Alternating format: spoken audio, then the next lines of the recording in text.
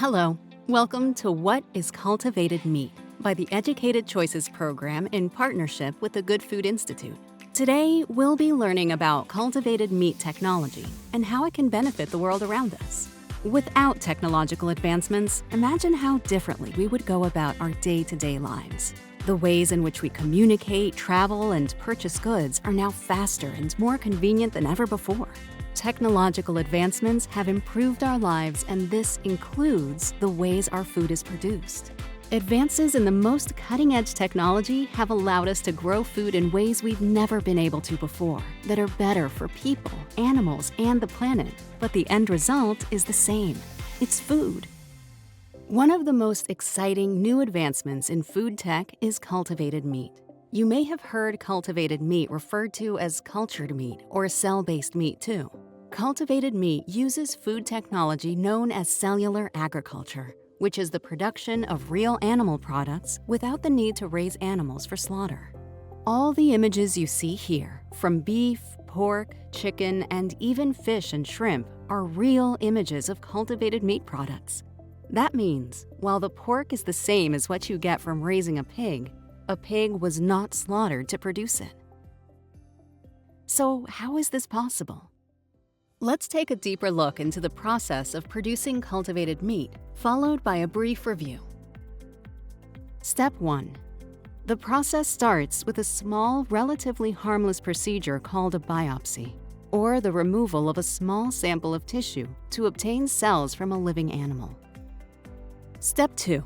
Stem cells are isolated from the sample and used to start the cultivated meat process. Stem cells have the unique ability to develop into different cell types with specific functions, such as muscle cells, which will ultimately develop into real animal meat in this process. Step 3. The stem cells are placed in a large, sterile structure called a bioreactor, or cultivator, which creates the ideal environment for the cells to develop and grow, similar to what happens inside an animal's body.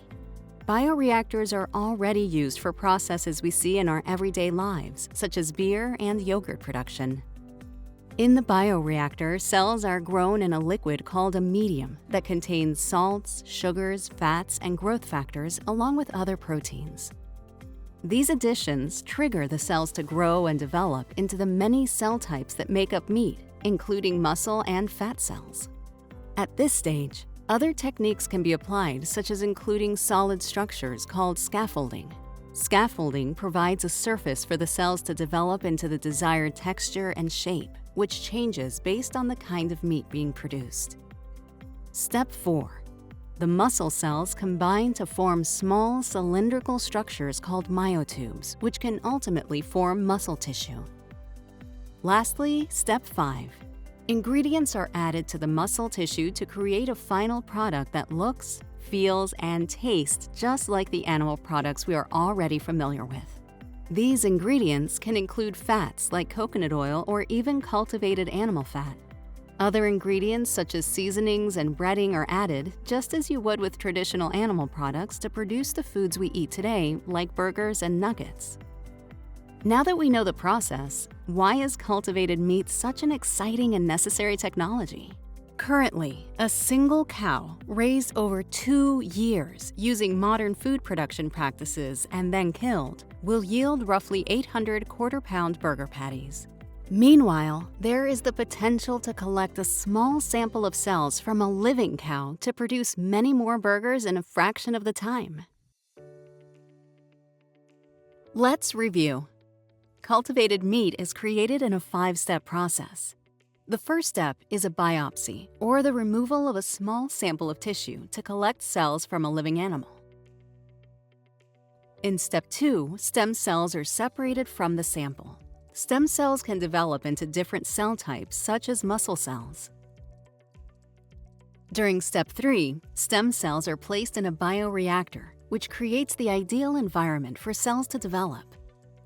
The cells are grown in a medium containing salts, sugars, fats, and growth factors, along with other proteins. The stem cells develop into the many cell types that make up meat, including muscle cells. Scaffolding can be used to provide a surface for the cells to develop into the desired texture and shape of the products being produced. In step 4, the muscle cells align to form myotubes, which ultimately create muscle tissue.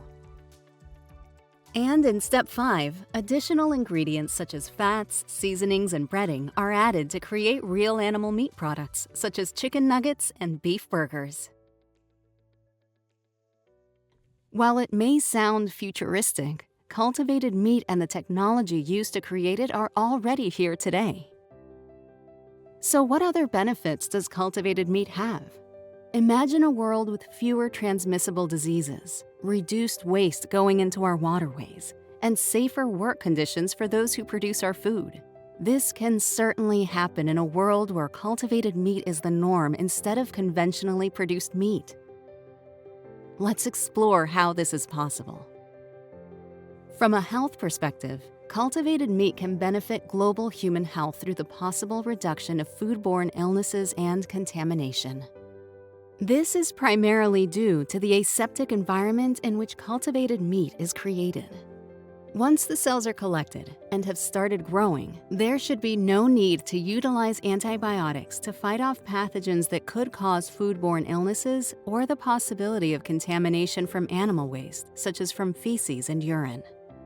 Since cultivated meat significantly reduces the need to raise animals in overcrowded, unsanitary conditions, it should also significantly reduce the risk of epidemics or pandemics spread by zoonotic or animal transmission. According to the United Nations, the top 3 drivers of the next pandemic are directly linked to animal consumption. Industrial animal agriculture also comes with high environmental costs compared to cultivated meat.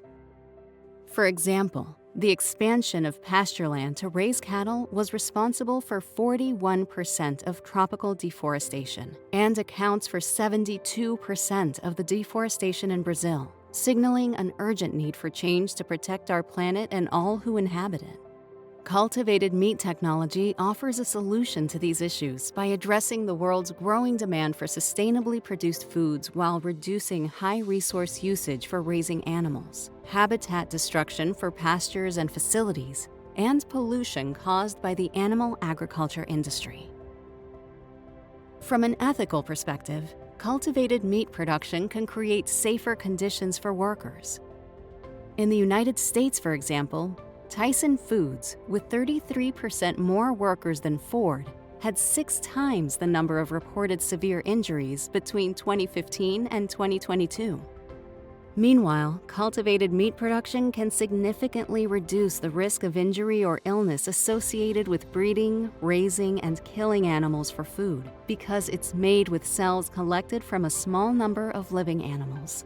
This technology has the potential to replace the billions of animals killed for food every year in hazardous conditions, all while limiting the risk of injury and illness for workers. So we've heard about how cultivated meat is made and its benefits, but when can we actually try it? Excitingly, in Singapore and the United States, the world's first 2 regulatory approvals were granted for the commercial sale of cultivated chicken meat. These approvals signal that certain cultivated products are considered safe to eat. In 2020, Israel created a test restaurant that served dishes with cultivated chicken. And China has geared up to explore cultivated meat and other new food technologies in their agricultural blueprint for food security between the years 2021 and 2025.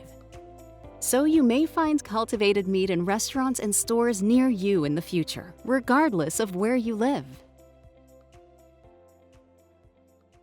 While the technology to produce cultivated meat is certainly groundbreaking, one of the most exciting things about it is that you can use cultivated meat in the same exact way that you currently use conventionally produced meat products, because it isn't like meat, it is meat. That means you can still eat steak, hamburgers, bacon, and salmon, all with the same flavor and texture you may enjoy. With government approval for consumption in various stages worldwide, we will witness monumental shifts to improve our food systems. As these products become more available, We have the opportunity to minimize our impact by choosing cultivated meat to create a better, more sustainable future for the planet, animals, and society. Wondering how to stay up to date on the world of cultivated meat? Visit our partner websites, whatiscultivatedmeat.com and gfi.org, or watch our extended presentation, Future of Food, for more in-depth looks at cultivated meat, the technology involved, and the possibilities it will bring. You can also visit our Next Steps toolkit by scanning this QR code to find more resources and alternatives that you can try today. Your feedback is important to us. To share your thoughts about this presentation, please fill out the brief survey linked here. Remember, you viewed What is Cultivated Meat today. Thank you for watching.